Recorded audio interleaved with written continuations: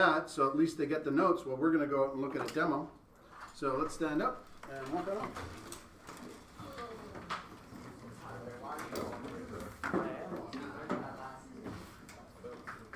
Yes, we learned it with Mr. Doler.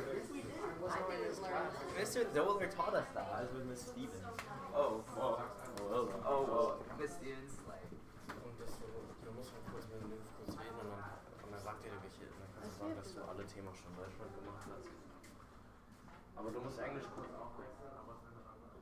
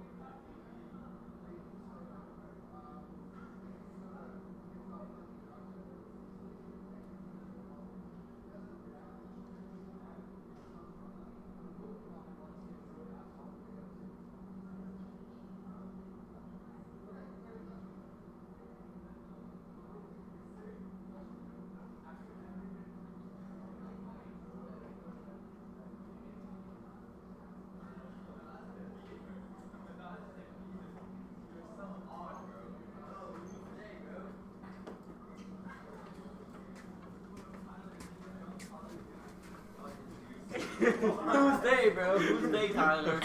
Yeah, who's they? Who's they? Who's they, bro?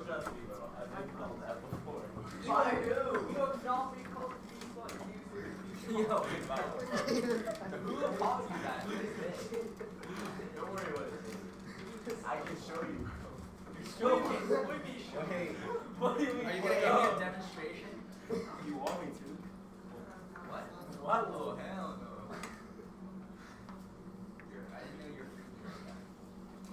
Oh, yeah. Yo, what time is class? I know it's always on. It's on lunch. You know what time is class then? I thought it ended at 45. No, I'm one.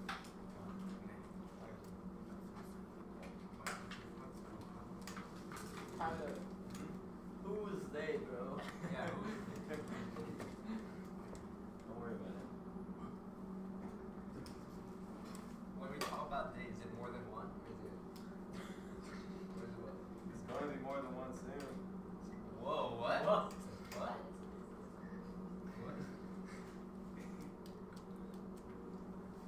I don't like every way to look at, bro.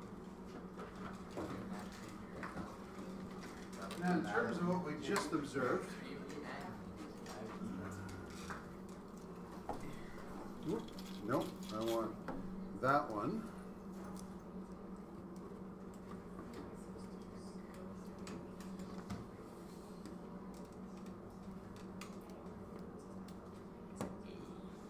Wait, what is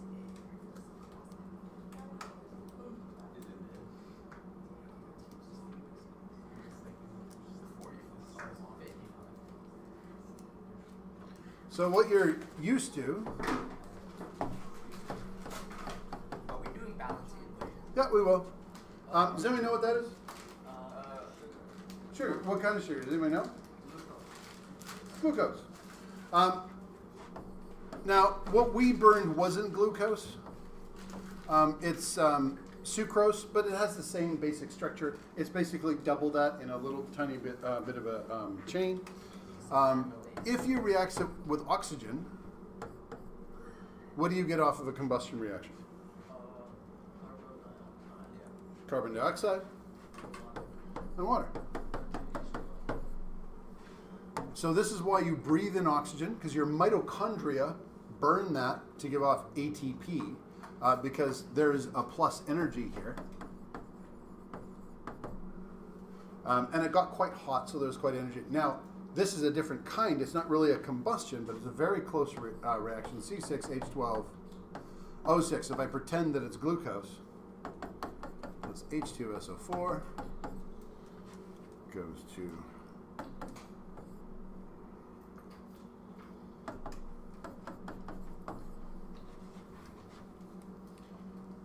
so in this case, we're reacting with oxygen, which pulls off the carbon and makes the water. In this case, when we're reacting it with an acid, the acid is pulling off all the hydrogen and oxygen to make water and leaves the carbon behind. And so this is the carbon structure. We're going to do reactions later after balancing. This is when you have energy on the other side. Does anybody know what that's called? Take a thermic. Exothermic? Pardon? It's an exothermic reaction, meaning that heat came out. In addition, this type in particular is known as a combustion. So combustion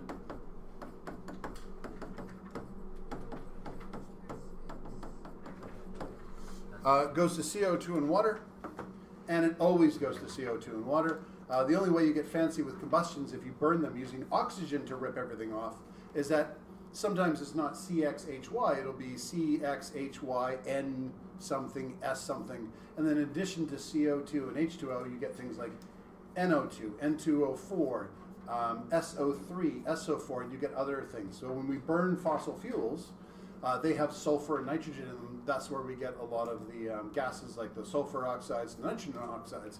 They give rise to smog, and our current largest polluter that we're worried about is CO2 in terms of its blanketing the earth, which is why we want to reduce the amount of CO2 we give off. So, what are these little things called? Like just in a document when you make a lower thing. Something. Yeah, that is a subscript. And it is the number of that element. That particular element. So that means there are two A's. What is the big blue one in front called? The whole number of all of them. It is the whole number of all of them. What do you call it in math when you have a big number in front? Coefficient. So that's known as a coefficient. So we use the same language math does. Also, just since I said something about we use the same language, that is not an equal sign.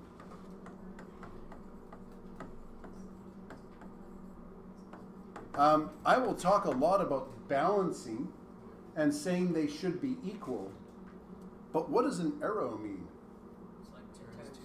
Turns to. That's a good one. It denotes the passage of time and a transformation. Sometimes you can't go back. And Chemistry 12 will blow your mind and say, this occurs all the time. But right now we're going to pretend it doesn't. But it's a turns to. So you can't write equal because this compound, CO2 and water, is not glucose. You can't eat CO2 and water and survive. Whereas you can eat glucose for a long time and survive. What are the things at the front called? Reactants. So these are the reactants. And realized I was just calling out again. And I'm supposed to be using my app to give everybody a chance at points. And so what are the ones at the end called? Aria. What are these called? Products. And I ruined the whole thing to go like that, but there. So those are the parts of an equation. 11:50. We only have 10 minutes. I think. Yeah, maybe we'll do that and then start the next class with the other thing, because that would be cool. Okay.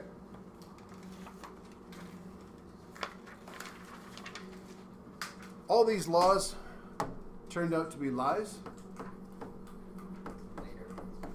But in the same sense, they also turned out to be completely true, because truth begins in lies. I know it sounds deep. It really means nothing. We have the law of conservation of mass. What other laws of conservation do we have? Energy. Law of conservation of energy. And then it turns out we did find reactions in which the amount of mass at the beginning and the end was different. They often occurred in nuclear reactions. Often that's where they occurred. And you can also get more out than you had to begin with. So we're creating matter out of So we're creating matter out of, well, not nothing, energy. out of energy. What is the most famous equation in the world? Equals empty square. E equals mc squared. So energy is equal to matter times some sort of constant. And that constant turned out to be c, which is the speed of light, which is a number. And then you take a really big number. It's like 3.0 times 10 to the 8th meters per second. So it's reasonably fast. And then we just square it. But it's still a constant. It doesn't mean anything. This just says energy equals matter. So if you have enough energy, you can theoretically just create matter if you can find a process to do it. Now, we only do it in very tiny amounts, and we use natural processes that are already doing it, combine them together and say, make it do it faster, and control it, and we can get nuclear reactors. Current nuclear reactors, newer designs, they're designed so that they fall apart. They fall apart in a way that the reaction stops. Old models needed actual power and mechanical force to put in control rods, and that's why we had disasters like the and what was the one they made a documentary about recently? Pardon? Chernobyl, 3 Mile Island. Less radiation was released than was released from the coal industry that year. And the one in Japan, yeah, almost everything that happened there was due to the panic afterwards, and the reactor itself actually shut down in a very good way. They were well designed. This is where I get to plug Canada and say ours is regarded as one of the safest in the world. Canada has so much radioactive ore. We love selling people stuff for that. So Canada isn't really a country. It's more like a couple of resource companies masquerading as a country in a trench coat.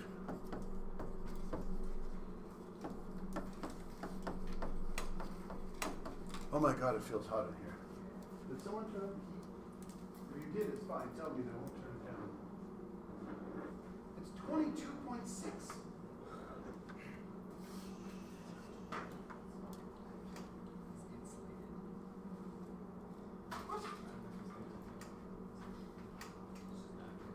Oh, I know what. Oh my God, I'm doing it.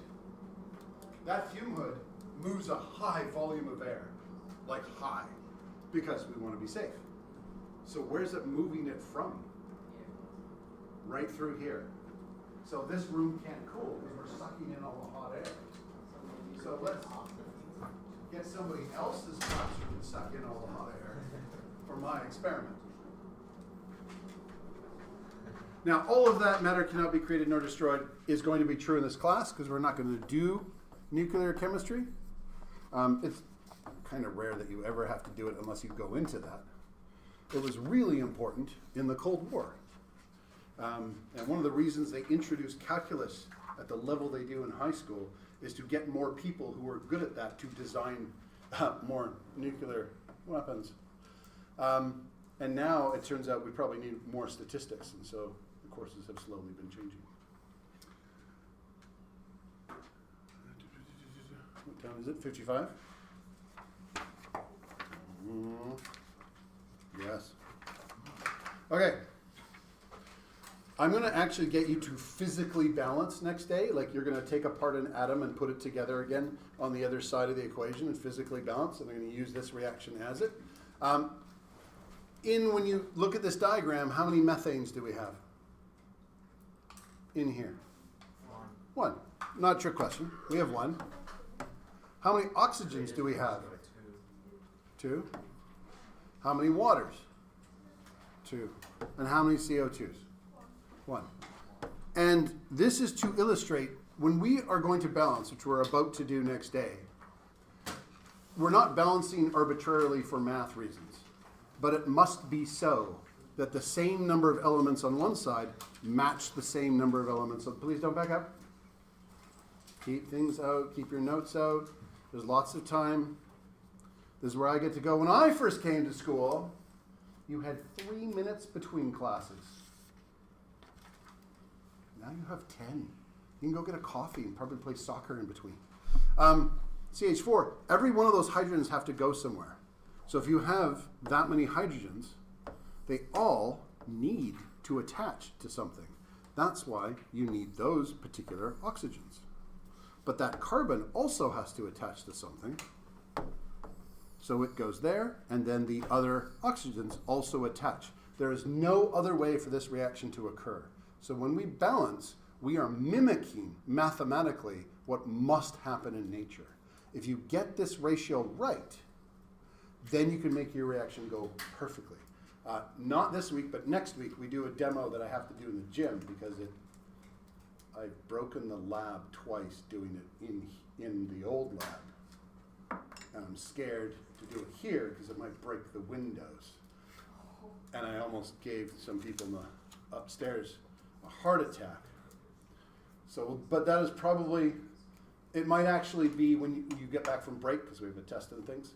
But you will get that demo. You get it at least once a year.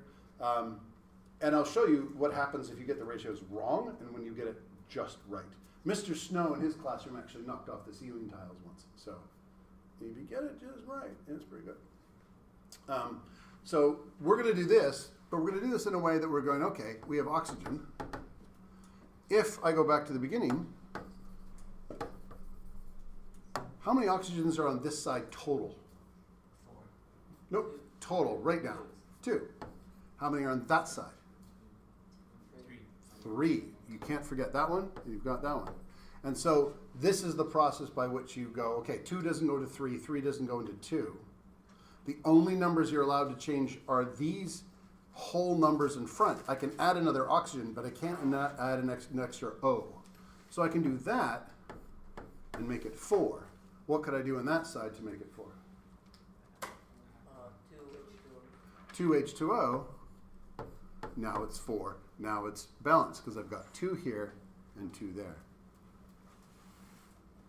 So it's fine. Now go to the next one. I did oxygen. Now we've got hydrogen. How many hydrogens do we have on this side? 4. That side? 4. By starting with oxygen, we actually managed to get it perfectly. Carbons? 1. Perfect. You have a quick quiz. Circle the correct answer in each case.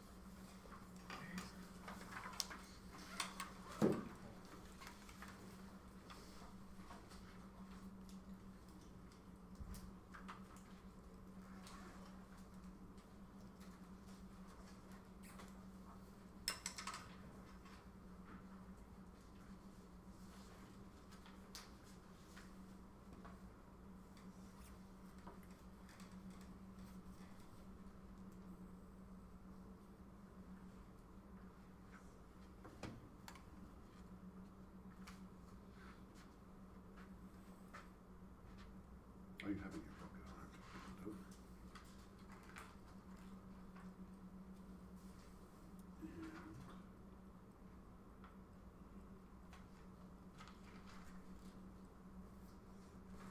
Oh, hold it. Did the bell go? Okay, when I tell you not to take out your books, and I'm like, what are you doing? You can go at the bell. Just tell me the bell went. I thought the bell went at noon. And so I was taking us right to the line. You're 5 minutes late. My apologies. In the future, It was 12. It's 12. We end at 12. it says on here 11:55. Oh, there you go. Oh, it starts at 12 o'clock. But my school says 11:55. No, the class ends, but it does 5 minutes before the next class. Okay. So I owe you 5 minutes on another day, provided it's not a test or quiz day. You can ask for an early 5 minutes. I also don't want to take it.